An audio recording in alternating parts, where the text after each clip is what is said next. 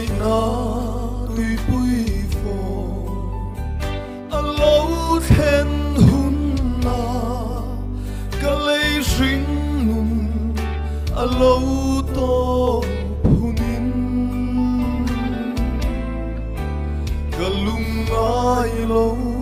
chan dam tum min suai don vangin Jordan lui malin ka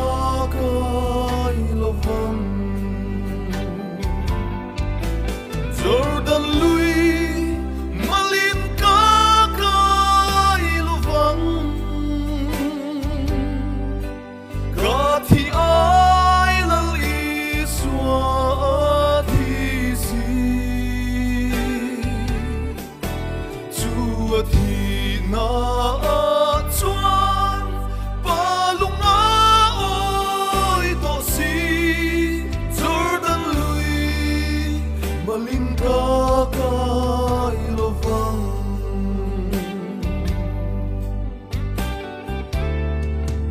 voi dam tak lungai le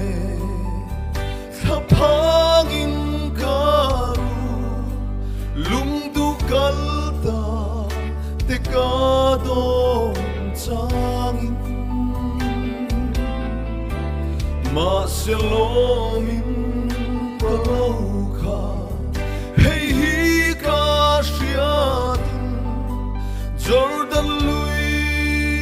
malin ka kai lovang Jordan lui malin ka kai lovang ka thi ai lal iswa thi si chu thi na chuan palunga oi to si Jordan lui malin ka kai lovang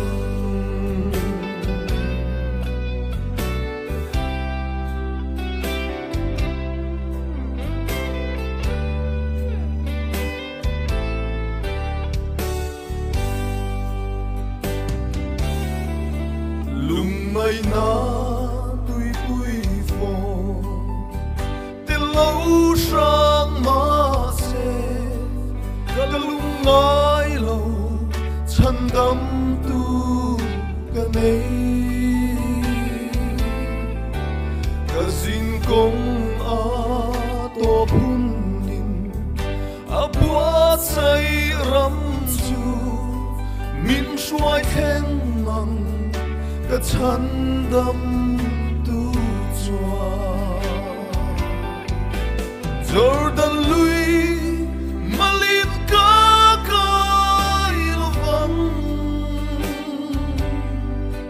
ka thi ai lal iswa thi si chu thi na chuan palunga oi to si Jordan lui malin ka kai lovang Jordan lui malin ka